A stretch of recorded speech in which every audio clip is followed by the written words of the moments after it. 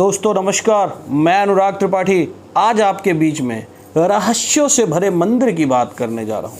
जी हाँ दोस्तों, ऐसे कई मंदिर हैं जहाँ तहखानों में लाखों टन खजाना दबा हुआ है। अगर मैं केरल के श्री पद्मनाभन मंदिर के 7 तहखानों में लाखों टन सोना की बात करूं तो उसके 6 तहखानों में करीब 1 लाख करोड़ का खजाना निकल गया है।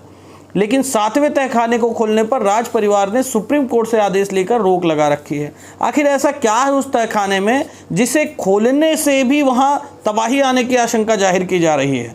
कहते हैं उस तहखाने का दरवाजा किसी विशेष मंत्र से बंद है और मंत्र से ही खुलेगा। वृंदावन का एक मंदिर अपने आप में ही खुलता है और अपने आप ही बंद हो जाता है। कहते हैं निधिवन परिसर में स्थापित रंग महल में भगवान श्री कृष्ण रात में शयन करते हैं। रंग महल में आज भी प्रसाद के तौर पर माखन मिश्री रोजाना रखा जाता है। सोने के लिए पलंग भी लगाया जाता है। सुबह जब आप इन बिस्तरों को देखो तो साफ पता चलेगा कि यहाँ पे जरूर कोई रुका था। यानी इतना ही नहीं बल्कि अंधेरा होते ही इस मंदिर के दरवाजे अपने आप बंद हो जाते हैं। इसलिए मंदिर के पुजारी अंधेरा होने से पहले ही मंदिर में पलंग और प्रसाद की व्यवस्था कर देते हैं। मान्यता के अनुसार यहाँ रात के समय कोई नहीं रहता, इंसान छोड़िए पशु पक्षी भी नहीं।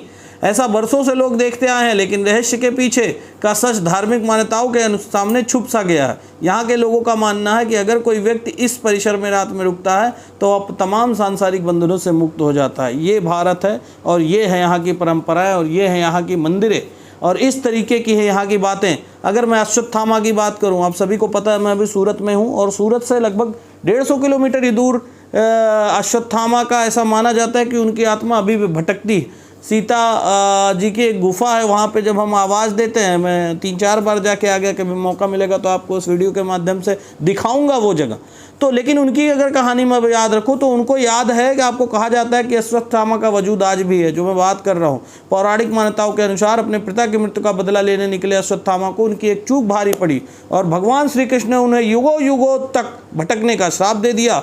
ऐसा कहा जाता है कि पिछले लगभग 5000 वर्षों से अश्वत्थामा भटक रहे हैं। और जो मैंने बताया कि आपको, जहाँ पे मैंने अभी बात बताई कि सहादा है एक जगह नंदुरबार से आगे, वहाँ के बगल में ही अश्वत्थामा जी का स्थान है और मैंने भी उस जगह को अनुभव किया। जब जाते हैं हम आवाज़ देते हैं तो हमारी आवाज़ वहाँ सुनाई पड़ती है।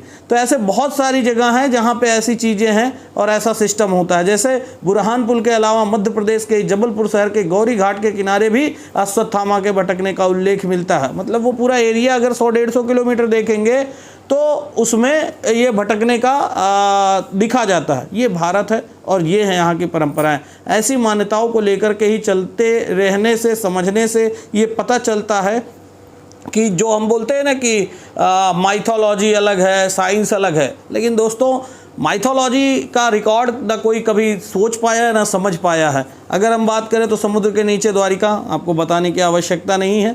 समुद्र के नीचे द्वारिका सबने रिसर्च किया। अभी हाल ही में कुछ दिन पहले जब मोदी जी गए थे वहाँ पे और वो सारे वीडियोस वगैरह आपको दिखी थे तो आपको उसके बारे में पता ही है और वो सारी चीज़ें आपको पता है। कहा जाता है कि मृत्यु के समय जब उनकी बसाई हुई नगरी जो थी वो समुद्र में डूब गई थी श्री कृष्ण भगवान की। लेकिन आज भी काफ़ी समय से जाने माने शोधकर्ताओं ने यहाँ पुराणों में वर्णित द्वारिका के रहस्य का पता लगाने का प्रयास किया, लेकिन वैज्ञानिक तथ्यों पर आधारित कोई भी अध्ययन कार्य अभी तक पूरा नहीं किया गया। 2005 में द्वारिका के रहस्यों से पर्दा उठाने के लिए अभियान शुरू किया गया था। इस अभियान में भारतीय नौसेना ने भी मदद की थी। अभियान के दौरान समुद्र की गहराई में कटे छटे पत्थर मिले और यहाँ से लगभग 200 अन्य नमूने भी एकत्र किए, लेकिन आज तक यह नहीं हो पाया कि यह वही नगरी है अथवा नहीं जिसे भगवान श्री कृष्ण ने बसाया था। आज भी यहाँ वैज्ञानिक स्कूबा डाइविंग के जरिए समुद्र के गहराइयों में कैद इस रहस्य को सुलझाने में लगे हैं। अब बात करते हैं दोस्तों कैलाश पर्वत की। जी हाँ दोस्तों, बड़ी अच्छी बात है कि मैं आपसे शेयर कर रहा हूँ, क्योंकि अभी कुछ दिन पहले मैं किन्नर कैलाश जाके आया। कैलाश पर्वत की बात करें तो दुनिया का सबसे रहस्यमयी पर्वत इसे माना जाता है।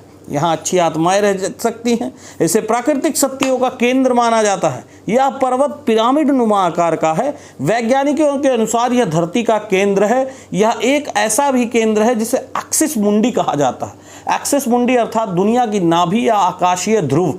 और भौगोलिक ध्रुव का केंद्र। यह आकाश और पृथ्वी के बीच संबंध का एक बिंदु है जहां दसों दिशाएं मिल जाती हैं। रशिया के वैज्ञानिकों के अनुसार एक्सिस मुंडी वह स्थान है जहां अलौकिक शक्ति का प्रवाह होता है और आप उन शक्तियों के साथ संपर्क कर सकते हैं। जी हाँ, कैलाश पर्वत की संरचना कंपास के 4 दिग्बिंदुओं के समान है और एक एकांत पर स्थित है जहां कोई भी बड़ा पर्वत नहीं है।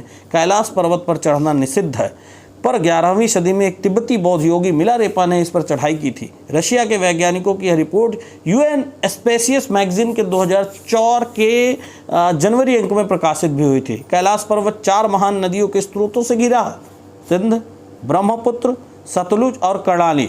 घाघरा तथा 2 सरोवर इसके आधार है।